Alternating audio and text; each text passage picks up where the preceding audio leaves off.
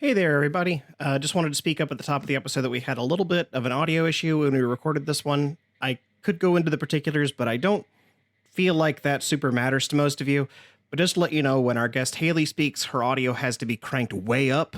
So you might hear some background noise or some echo, things like that. I did the best I could, but I could only do so much. To be clear, this was my fault. I didn't set up the recording situation properly for 3 people. So if we have any guests in the future, I will find a solution for this problem so we will not have it again. Otherwise, this was one of my favorite episodes we've ever recorded. So hopefully it's not too bad for you guys. So let's get going.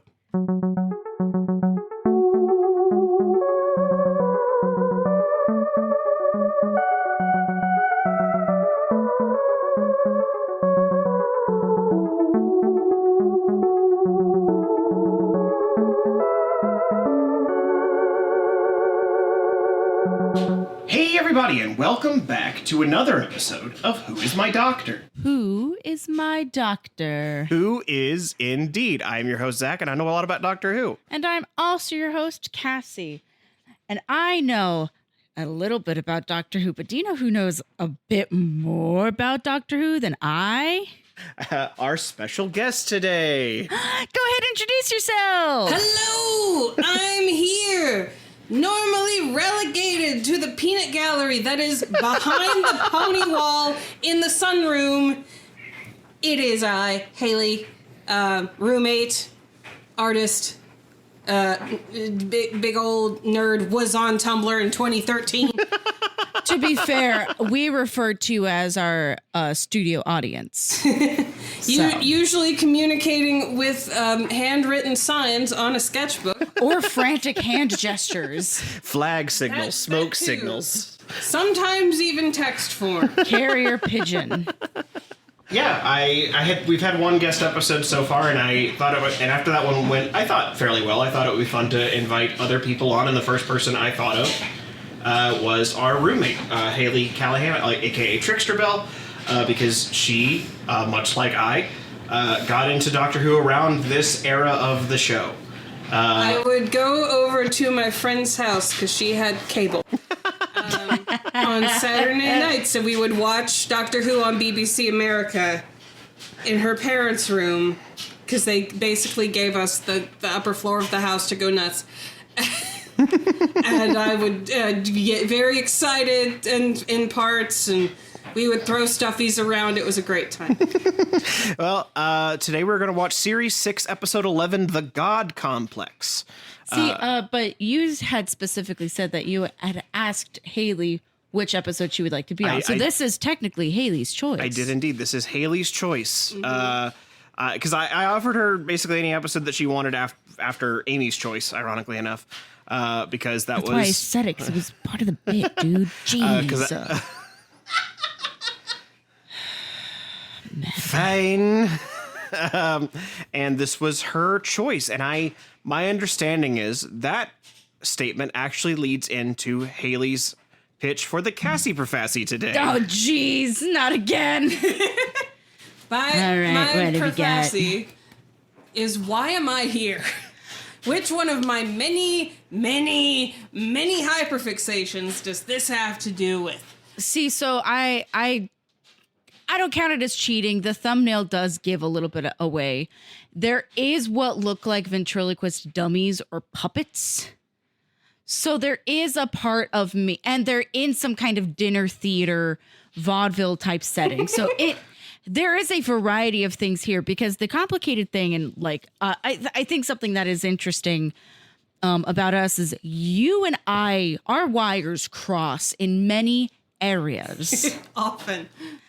It is why we are friends. So asking you what makes you choose an episode that you want to be featured on is like asking me to pick an episode that I would want to be featured on. The good news is there are like 2 or 3 right answers to this. You only have to pick one. Because the thing of it too is, like, this season in particular, something about Matt Smith is very Faye, which I'm not at all surprised that you would choose a Matt Smith episode then to be on for that reason alone.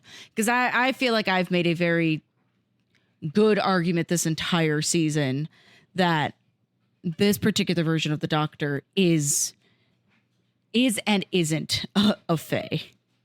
I did say Peter Pan-like quality in the beginning. I'm switching that. He is a chaos demon. Manic pixie space boy. Yeah, exactly. But considering that in the thumbnail specifically that is on the on Max, it is the Doctor sitting at what is very clearly some kind of like club, like a not a smokers club, but like that's the Like vibe. a lounge setting. Yes, like a lounge. So there has to be some level of like entertainment that is happening with the addition of, I know I said many, there are only 2 visible that are like these masked ventriloquistian dummies. Mm-hmm. I was really hoping I could talk myself into an answer, but it didn't work. Jeez, man. I will say, when Zach came with the idea of, do you want to guest episode? I'm like, God Complex. Like, the moment. So it's something that I do feel very strongly about. See, because like I know the things you feel very strongly about are like how Goofy is a bad father. What is one of her hyperfixations, I think is the specific. Labyrinth, but that has nothing to do with this. Unless there is the introduction of some like Hensian puppets, but I don't think the BBC would have Hensian puppets. Well, if the face of Bo was back. But that's specific to me. Fuck. We meet the hands of Bo. My God, it's just I feel so bad. I saw him once at the Magic Castle. Humble brag. We went for a friend's birthday. I was 13. And it's the actor that is Thing. Mm-hmm. He is also a close-up magician because Wow. Yeah. That's a really cool fact. Yes, because he's Thing. Gotta be good with his hands. He's a hand actor, therefore makes for a very good sleight of hand magician. I don't think this has anything to do with magic. Unless. No, because that's my hyperfixation. And I'm pretty sure Haley isn't you. No. Did have a magic hyperfixation, but that was like as a You kid when did. the Lance Burton specials were on Fox Family. Yeah, you did. You don't have an ongoing, like, obsessive adoration for one Chris Angel like I do. You are not a mind freak. Okay, hold on. So let me rule out. I'm going through. Going through her mind palace. Yeah, I'm going through the like Speaking of Haley Moffat-isms. dossier. My room in the Mind Palace is just full of puppets. Apparently. Well, it's not just puppets. And none of them are saying anything to her right now. No, Puppets they're and all just. uranium glass. That's it. Yeah, I know. Though I don't think this has anything to do with vintage cookware either. You don't think the Doctor's gonna rife through a 60s cookbook? Now, there is a part of me that's like, hey, this could be like a menu sort of situation where they've gone to a place that has some deal to do with food, since we are in a lounge. Could be. See, this is when it starts getting dangerous, because when I start saying too much stuff, sometimes that stuff is correct. But I'm so busy bulldozing through my mind palace. Renovating. Knocking out walls, trying to find the bathroom. Or Universal Monsters. That's like the other ongoing. And I know that Zach has said that we like accidentally have had. Yeah, each Doctor basically faces their own Universal monster. And Matt Smith hasn't yet.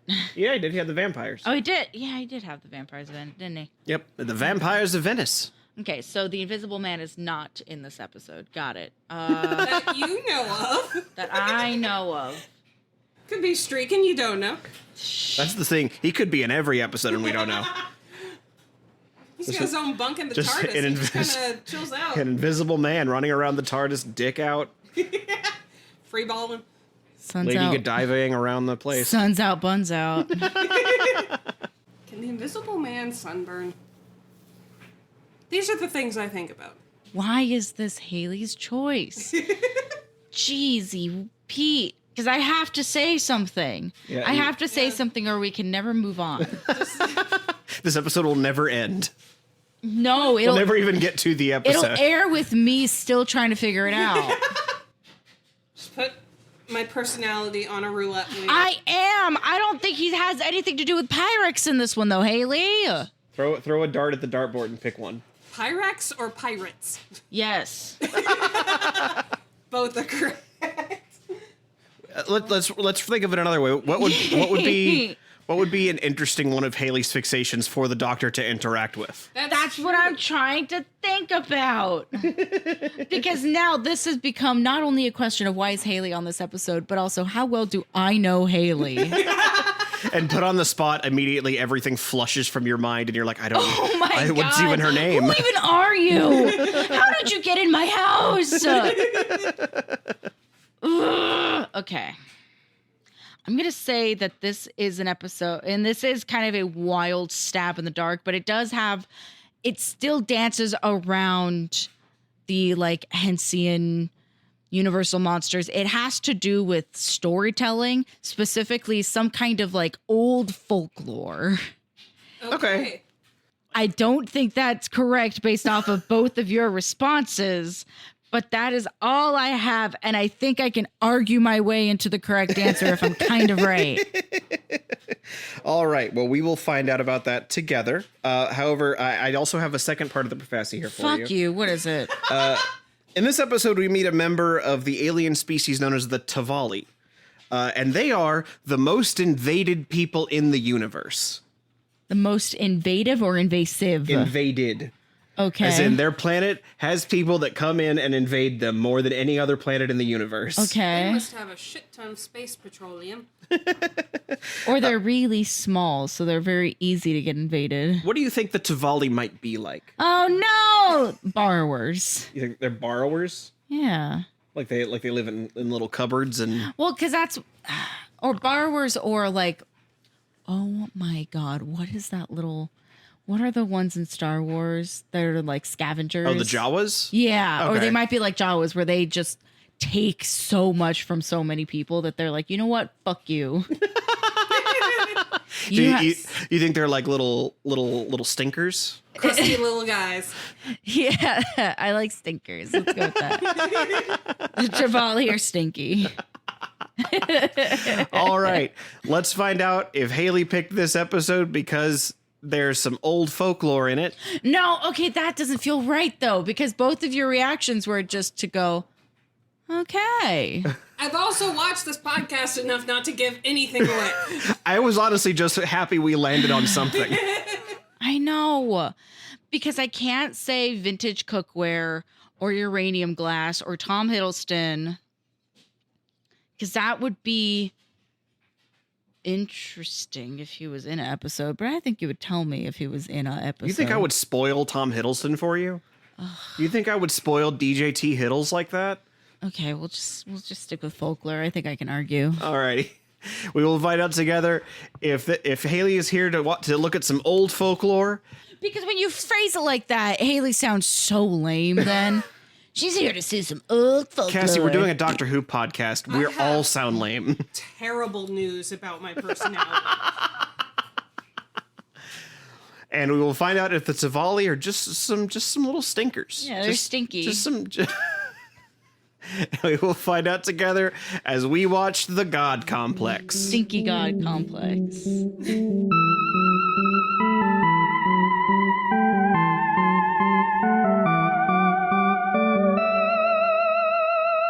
We interrupt this podcast to bring you a special announcement. Hi there. You might know me as Zach, the host of this podcast you're listening to right now. But soon, you might know me by another title. I just learned on the radio today, actually, that I am apparently royalty. Officially, I was told that I am, in fact, the Dancing Queen. I didn't know I was even eligible to be the Dancing Queen, but those Swedes really insisted that I am young enough and sweet enough to be the Dancing Queen. So I will bear this title honorably, and I will do my best not to let you down. I hope that with this newfound political influence, I can do something to help right the way the world is going. Starting with... Sorry, one of my advisors is whispering something to me. I don't understand. Yeah, I've heard of Eurovision. What's an ABBA? Oh my god.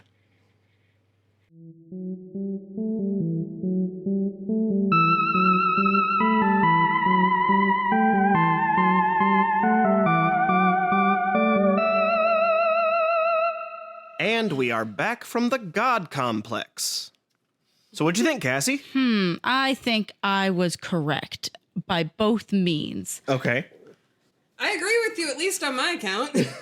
Thank you. And that's what matters. I get the point. I Thank you. was always going to let Haley be the arbiter of her own point, yes. Because I definitely, full transparency.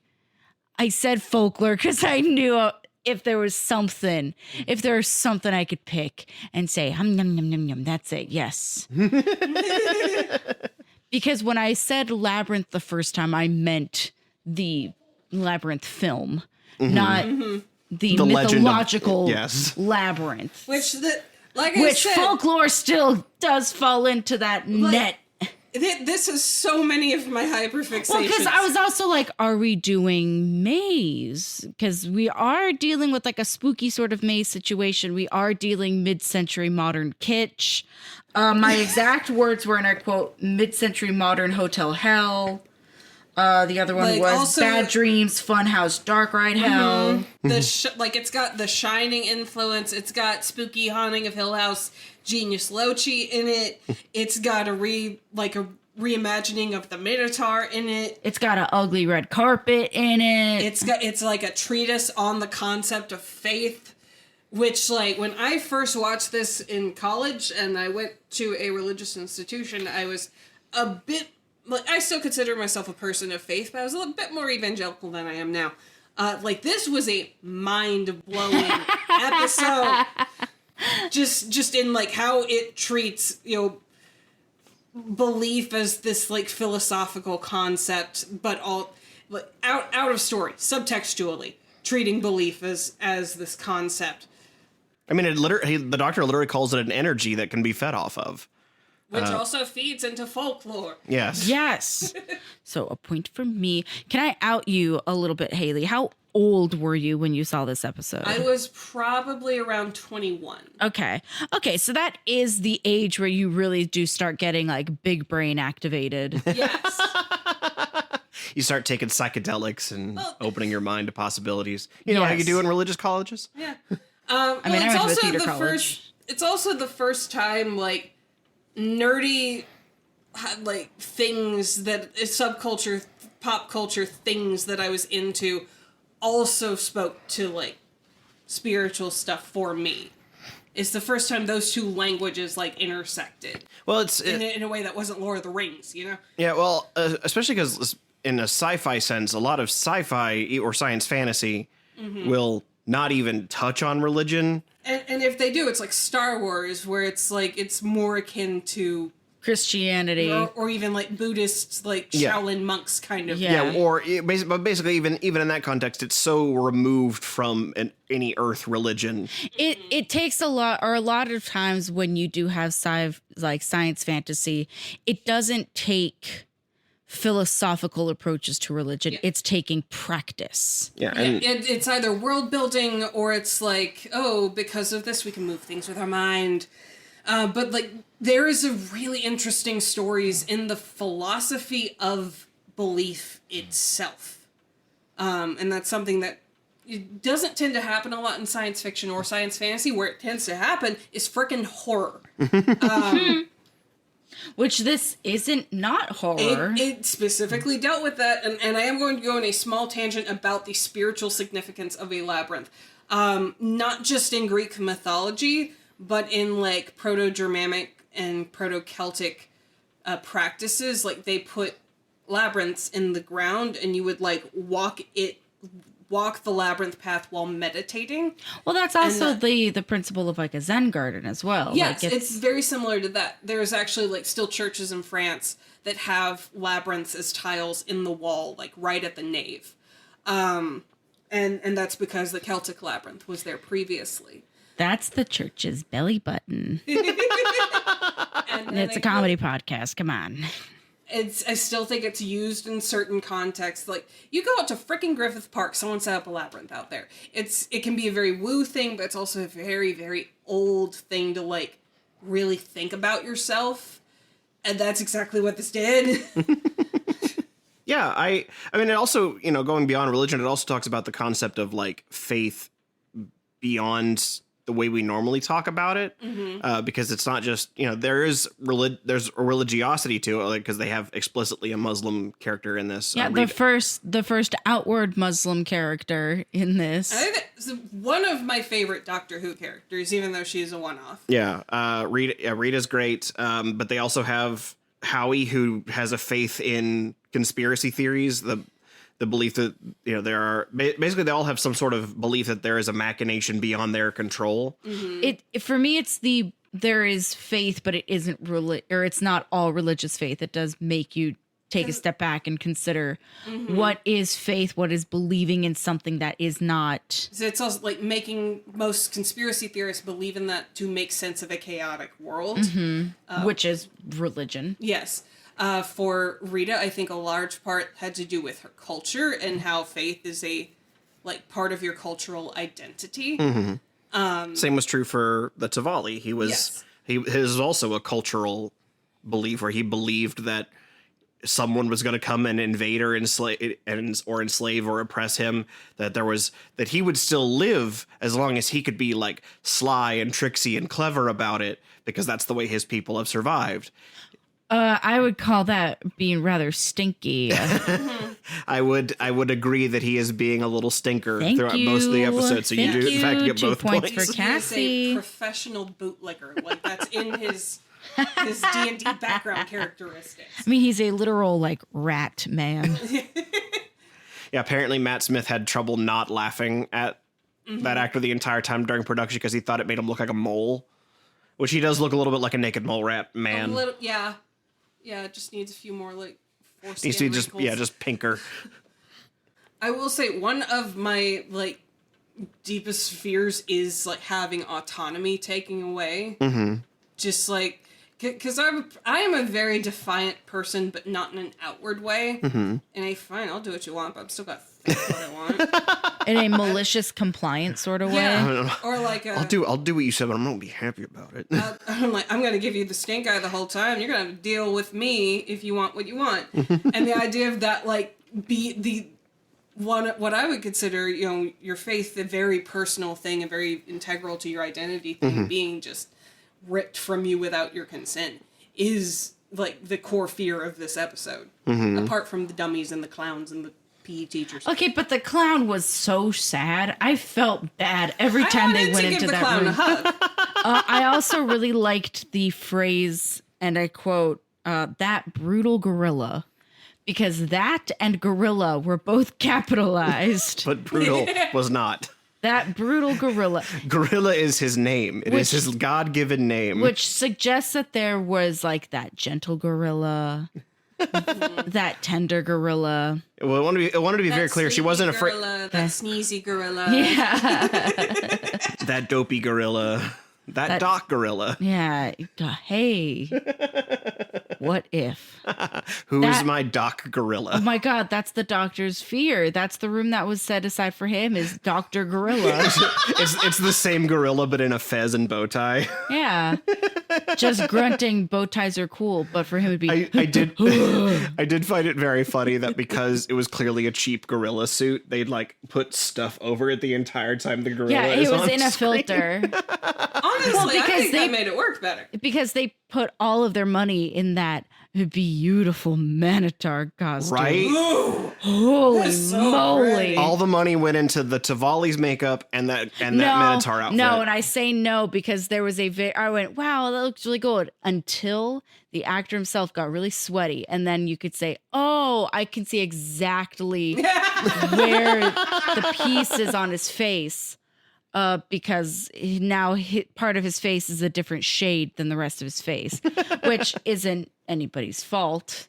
Yeah. Other than them most likely using like a foam latex for that, and it's not as transparent because they literally went, let's put all of our money into the Minotaur. Let's make him the new face of Bo. And yes, it is a fantastic Minotaur My costume. God, there's So scarring. The only thing that really pulled me out of it were the eyes, just because they were very unnaturally blue in a way that. I think they did that to give it an element of but humanity. there wasn't like any kind of variation in the color of the eye. It was just that like. It felt very like synthetic. Yes, it felt very much like Trixie Mattel when she went on Drag Race the first time. Do you remember those contacts? Yep. They're scary. This feels like one of those, like, if you wanted to introduce someone to the concept of Doctor Who, like one of those, like, this is a purely distilled, like, only Doctor Who can do this story.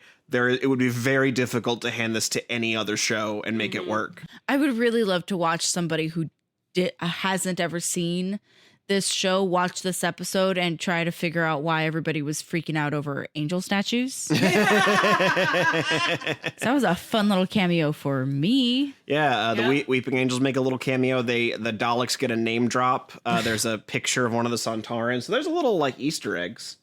And the there. cat nurses the cat too. nurse. And the cat nurse. Yeah, we haven't had one of those in a hot minute.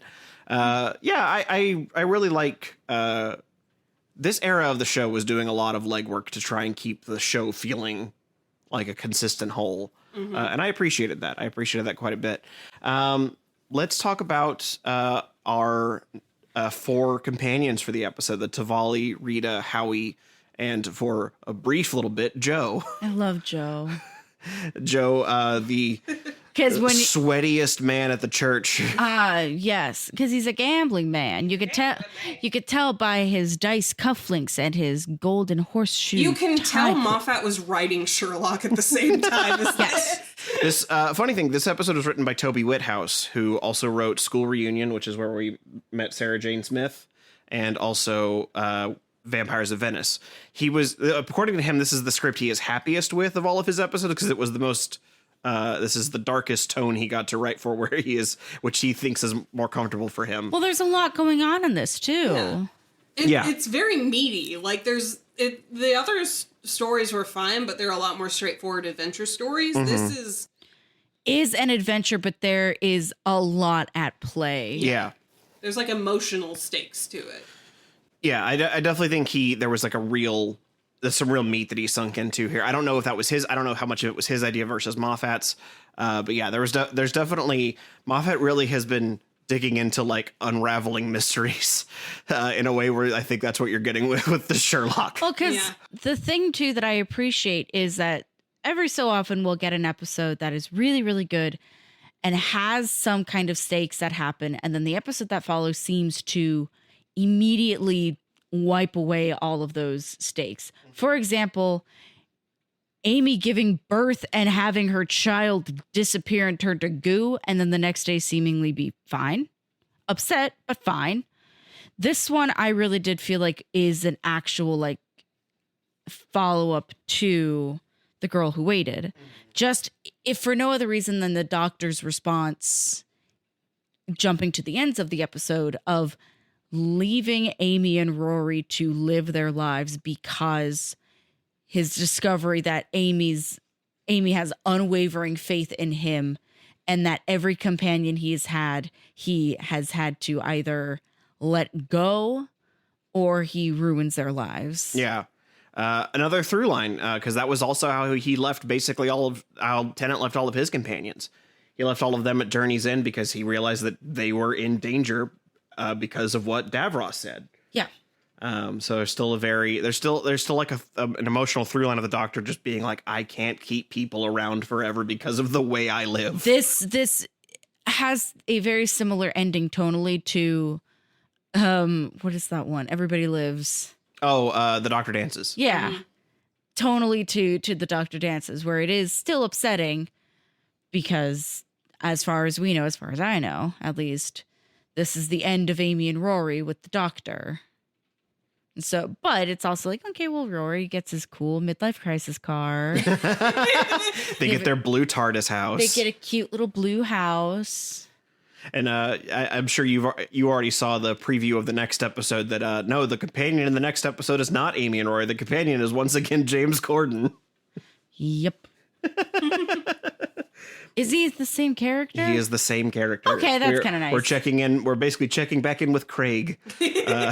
But that's for next time. That really struck me when I first watched it, but it's still interesting that basically in order to save the day, the Doctor has to completely break Amy's faith.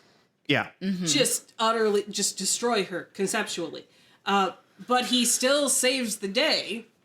The faith was not misplaced. It just had to go through a metamorphosis, a death and rebirth, if you will. Phoenix faith. Yeah. It's like I had a word and then I lost it. It was it Phoenix faith? Because I already said it for you, bud.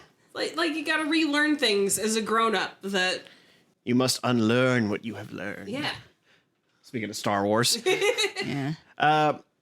The one thing that I'm not sure how I feel about is Rory not having a room. There's a part Rory fears nothing. He has no faith. He's agnostic. Like that's the thing is they had made faith such an open-ended concept. Rory believes in nothing then, dude. He doesn't even believe in himself. I mean, if he still has like the emotional memories of being the last Centurion, then he's seen Rory all of is it. broken. Or I mean, even in talking about the last episode where he had fully told the Doctor, like, I don't want to travel with you anymore. So there is a part of him that I think, talking back to your point about... Because also picking up the pace from Rory's the last incredibly episode. emotional. He had to willfully leave behind old Amy. Yeah. And have her talk to him through the door, and he couldn't even have he couldn't look at her in the eye and have her say any of this stuff to him. This is a broken man. Yeah, so specifically in that moment, or after that moment, rather, he's got this idea, he's had this real feeling right now that no one is going to come save the day because he couldn't save the older Amy. No one came to save her. She's just erased. And so there is a part of that through line still of Rory has no faith in the Doctor, but he also has no faith in anyone coming to save the day in general. He's a very like, I don't know if agnostic is the right term for it. Practical, like... Yeah, it's a very like, there is a very like atheistic perspective where it's just like, all we've got is who I am. There's nothing coming to save the day. There is nothing greater than me. And it's just what happens is what happens. Rory is not a narcissist. Yeah. He is the absolute opposite of that. What would that be? He's a little guy. No. No. Can't take that phrase from me. I licensed it. Oh, geez, I just got slapped with a fine? Did you mail a fine to me already? So fast, buddy. My lawyer is on speed dial. Unlike Rory, I am a narcissist. The world bends to my will. Wishful thinking, motherfucker. But Cassie just stumbles out of a room in a hotel going, praise me, praise me. yeah. I did have the thought of like, what would be in your guys' rooms? Ooh. That's the thing is, I don't know, because my room would I think my room would just be like a dark, so dark you can't see your hand in front of your face. Are you just afraid of the dark, man? I'm not afraid of the dark. I'm afraid of like the void, for lack of a better term. Here's the Afraid of specific. stubbing your toe. Here's the specific dark I think you're referring to is what was that dinosaur escape extinction? The Countdown to extinction? Countdown to extinction. Oh my God, when we wrote it, it was so fucking dark. That was the first time in a ride I was legitimately like, get me out of here. I'm trying to wiggle out of my seatbelt. I do not like this. I could do you one better. I've been caving. And there is a point where we all turned off our headlamps. No. You weren't being chased by Aladar. I combined the two. Carnitas, no. Carnitas? Carneasatosaurus. In a cave. You know how you get chased down by a Taco Bell? By a tacador. You know when Del Taco tries to eat you? So yours is the void space. Yeah, well, there's. I'm a little torn on that because I do very much subscribe to the idea that I'm not afraid of the dark. I'm afraid of not knowing what's in the dark. Does that make sense? Yes. Like when you can't see anything, but you get the sense that something is there. I think that would be like walking into a pitch dark space like a cave, and knowing.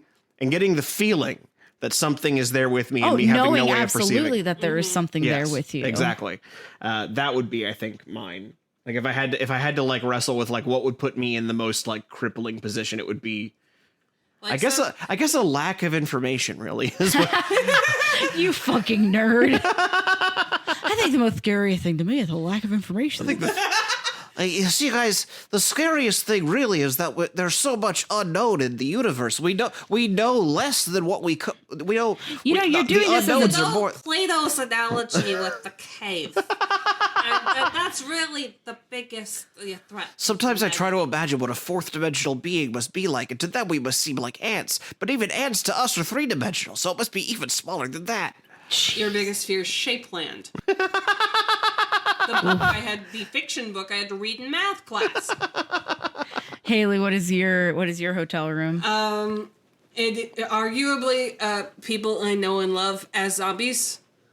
Okay. Because it's that taking away autonomy thing, and then like you can't even like say goodbye to people you love. Nope, they're velociraptors now. See, mine would just be it would be our kitchen, but all of the refrigerator and pantries are empty. That was me not looking out for myself, buddy. I didn't buy me food. Oh no. And then Bailey and Monty both sitting on the floor screaming because they don't have food, so I can't provide for them. And you just so hungry with only 2 things to eat. Oh no, we're all so hungry and I can't provide for my kids, and they're screaming and they're nibbling at my toes and I'm nibbling at them, and that's the real question is who eats who first in that situation. Oh my god, they eat me first. Absolutely. I could never. Now here's the question, because we see that the doctor has a room and it's 11, cheeky, but we don't see what's in it. What do you think is in it? Oh my god, the lack of information. See, I think it's himself. It's just a mirror. It's just a mirror of Arachnid, but it's him. Because he, as much of an old fae as he is, the way Moffat in this season write him, yes, he is full of self-loathing, which is my favorite way to have an old fae. It's just Christopher Eccleston looking at him disapprovingly. Arms crossed. I would not. Yes, piggybacking off of that, I think his room is just. I touched the microphone again. I think in his room, it's every past version of himself. Mm. Like they're setting up like an AA meeting for the doctor. Yeah, we need to have a talk. I will also accept a Graveyard of Past Companions, given the way this episode played out. Very specifically, it could be his granddaughter Susan. Ooh. Very specifically, it could be Canine. That's a comedy podcast, Cassie, you would be so upset if there was any amount of canine being shown off screen. Oh my god. You just hear him off the side, like through the room, just... I am disappointed in you. God, hearing canine be disappointed in the doctor, though, probably would be a worst fear of his. Yeah. You should be ashamed, master. Yeah, I am ashamed. Just fuck. My robot dog doesn't like me. And I even fed him robot kibble. I couldn't provide. I walked in and the kitchen had no food in it. Ah. I had to feed him the fridge. I had to feed him myself. Something else that we did just kind of like not skip over, we just haven't talked about. So this was after the facade is dropped, it is Tron Prison. That is canon. Yes. That is canon. It is just the holodeck from Star Trek. Mm-hmm. And there's a porthole where you can see planets that are so close. But not in the gravitational pull. No, but specifically as the Minotaur is like lying down, like taking his last breath, says something to the extent of ancient creature drenched in the blood of the innocent, wandering the labyrinth, death would be a gift. And the doctor's like, yes, so rest, take it easy. Accept and the gift. Minotaur goes, I'm not talking about me. I ain't And then talking he about me, dies. homie. I talk about me, read the room, bitch. And then he dies. I read your mind. You and I had a talk in the bathroom. We had a man-to-man conversation. I thought it was a hair salon. It was a hair salon. It was a hair. You are correct. But it's just all the water features in the sinks. My brain perceives it as a bathroom. But you are correct. It is a hair salon. Which also interesting choice. I've known like resort hotels Yeah, that with have like hair nail salons. salons, like where you go when you get like mani-pedi massage. Can you imagine the doctor situations. walking out with like those long, like Jersey Oh wife my nails? I'm Like talking some of the like Grand expensive Californian ones. one-stop shop resort hotels. Also, can we talk? I love this setting so damn much. I want to stay at this hotel. Yeah, they kept saying 80s, but it was really reading more It mid-century was modern reading to 60s, me. 70s. Yeah. Like Which- I don't know what British resort Fair. towns looked like in the 80s. Fair. But Even still, just a lot of the like lighting fixtures were very, and I did have the thought of like it could be 60s revival, like Yeah. 80s does 60s, but that doesn't matter. That's getting into the weeds. I a little bit. appreciate the cinematography because I could tell they did that on location because the friggin' budget. Or if not, they built like 3 rooms and 2 hallways. I feel like they did an Aardman where they like built a hallway set and then just shot it at many different angles and changed the set deck. So you Yeah. have The only reason I think they One might have thing. shot on location is the staircase. The staircase at least was on location. Yeah. I Yes, don't know but- about the rest of it. the hallway and then the little like The reception lounge. room. Tell you what, I'll let you guys talk amongst yourselves while I look it up. Okay. Speaking of reception room, there is nothing sillier to me than when you have like a practical effect, like all of those dummies doing the little laughs, knowing that underneath the tables are like There's 6 PAs just at least just doing. That's so. Whenever I get too scared about movies and things happening, I have to remember that these are made by other humans. just mentally pull that camera out like 3 Yeah. feet to see the like sweaty, exhausted PA on the floor with the puppet. Yeah. Because I've been that sweaty, exhausted PA before. Oh, so have I. So have I. And it's really what is the not humiliating, like humanizing. Humbling. Yes. It makes me less scared of things I don't understand. I do appreciate the dummy room. What was your favorite room to see of all the rooms? Clown room. Clown? Okay. He just looks so sad. Like he was absolutely underpaid. Yeah. Because everybody, and like nobody has a crippling fear of clowns to that point where you turn and Unless start believing in God. One clown when I was a child. I mean, there is absolutely a specific clown that would make me turn and believe in God, but he was also a murderer. John Wayne Gacy is dead, Cassie. I know, but that still doesn't make me any less scared of white men. That's true. You know what? I take it White back. men are the ultimate clowns. Yeah.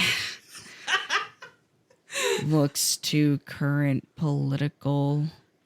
No. Fear, not anger. Yeah, I know. Genuinely. Peek behind the curtain. I am the only girl in my work. Anytime a new man is introduced, I go, and then they go, "Hi, it's so lovely to meet you. I'm so happy to see you." And I go, "Oh, okay, you're okay. You're fine."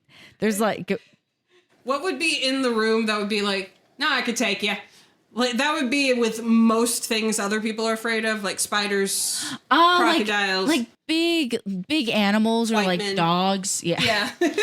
Like anything with sharp teeth and like fur and fangs, I'd be like, okay, cool, I can take this. I that is one of the there's like two art pieces that have kind of been that moment for me. One is the Damien Hirst pickled shark in the Museum of Modern Art in New York, because you just look in that thing's mouth like, I can do it. I can take him. And the other is a stuffed cougar in my local natural science museum back home, because the lighting is low enough. It's a little freaky. I'm like, nah, I could bring it on. I can do it. I like how you're not really a fighting person except for apparently 2 works of art. Yeah, taxidermy and art. Like, I don't know if bravery is an emotion that comes out of many art pieces. It does for those. So I did my little research and I found out that it is a hybrid. The lobby, the bar, and the stairwell are all shot on location at the Seabank Hotel in Porthcawl. And then the corridors and the hotel rooms were sets filmed at the Upper Boat Studios. Okay. But where's the hair salon? It doesn't say. I Hair think that- salons are expensive to like Given- build ex Well, yes, nihilo. but also considering how much glass in there gets broken, that's a set. Yeah, considering it says rooms, I'm going to assume that means. Yeah. I forgot that a not scary fight takes place in there. That is absolutely a set. But the good news is the little goldfish survives that fight. At Yeah, the least. 3 fish in a bowl far too small for 3 of them. Absolutely. Get eaten by the little stinker man. Yeah. Stinker man does whatever a stinker can. You're just thinking about our cat, Zach. Freeze a man from a trap, and also won't shut his yap. Look out. Now you're thinking about yourself, Zach. All right, this is the end of the podcast forever, guys. Overall, I definitely understand, Haley, why you specifically like this episode. I'm not sitting here being like, wow, my new favorite, impactful, but I can definitely see a 21-year-old Haley watching this and going, It's all my favorite things. I'm different now. yeah, no, like, I'm sorry, I didn't mean to cast you as Ralph Wiggum in that. Yeah, what the heck is up with that? hey, I just assumed at 21 you sounded like Ralph Wiggum. hey, inside There's of video us, evidence of what I sound like at 21. inside all of us is a Ralph Wiggum. Let's be honest. Picking our nose. No, you saw the like clip of Ralph Wiggum is actually an undercover cop. He goes home. He's like, "Hey, honey, I'm home." I've not seen that. That's amazing. Yes, it's a ruse. Oh my god, we'll have to find it now. But I can see why it would, or rather, I could see how it made an emotional impact on 21-year-old Haley. Yeah, it's Zach, what is your? It's not my favorite episode either, but it's certainly, I would probably put it in my top. I would have to really sit down to break it down, but I'd probably say in the top 10, top 15. Maybe 20, maybe 50. It's worst episode. Just quickly like have it fall down the list. No, probably top 10, top 15, just depending on how long I sat there with it. There's a lot of little touches I really appreciate in this episode that I feel like some would not have done. Like the fact that there's a minotaur wandering around, so they do take a moment to like acknowledge that there has been paint scraped off the ceiling from its horn, and then later you see the horn doing exactly that. I thought that was a really like nice. I did detail. like that you did not see the Minotaur clearly until like 3/4 of the way through the episode. Yeah. I liked that, especially because with that, there's almost a weird bait and switch with it because they hide the gorilla at the beginning. You almost expect that the Minotaur's not going to look that good because they're hiding that one too, and then you see it and Also, it's the gorgeous. gorilla comes out with a roll of toilet paper. Stuck to his Like, foot.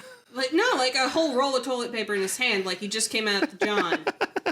He's there to be the new Charmin appreciate- sponsor. As like your worst fear is always something silly thing.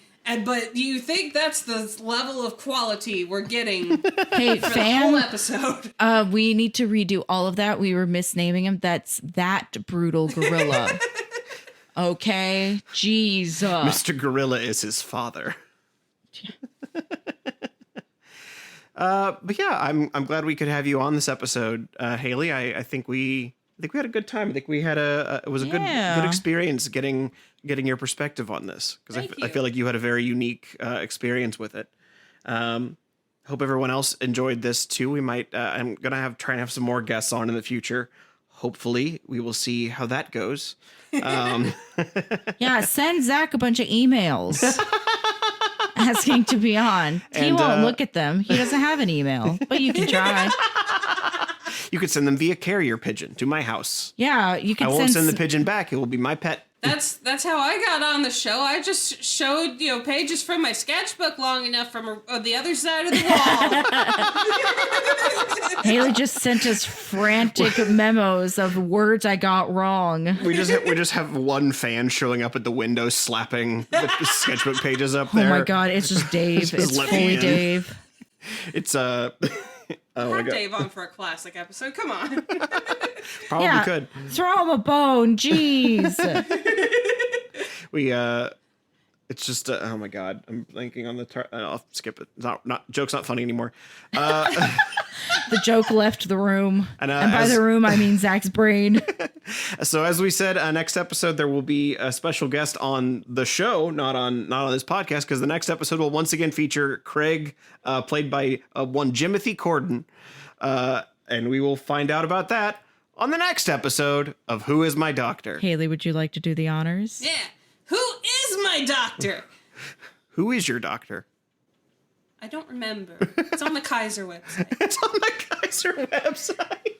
Who is indeed?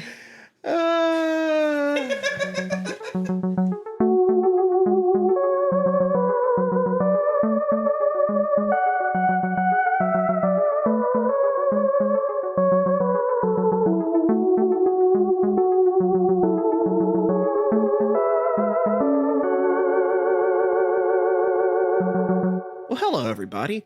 I hope that little audio issue wasn't too bad for you all, because we had a great time recording this episode for you. I feel like Haley really brought out an intellectual side to this podcast, where usually there's just me being a big dummy. If you've got any other guests you'd like us to invite on the show, feel free to send us a message over on Blue Sky, Twitter, or Threads at WimDpod. That's WIMDPOD. And be sure to subscribe to this podcast wherever you're listening now.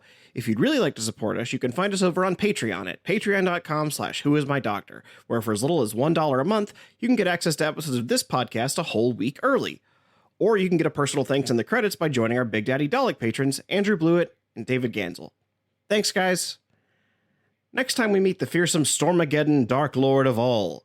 So we'll see you next Tuesday, because your Tuesdays are now Who's Days.